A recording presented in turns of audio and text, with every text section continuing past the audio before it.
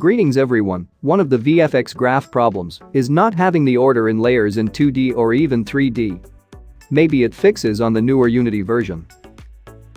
We have an empty VFX graph called particle, drag it to the scene and it works great, but let's create a simple sprite and see what's happening. It's obvious the VFX graph rendering behind a sprite and we have no option to change that.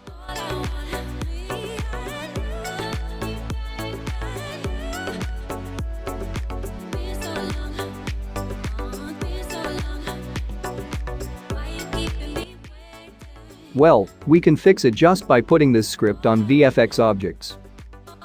A simple script that tries to get the VFX object and change the order of that VFX. Attach this script to whatever VFX objects you want. Now you can see it fixed our problem. Now, what happens if we have a complex scene with different layers?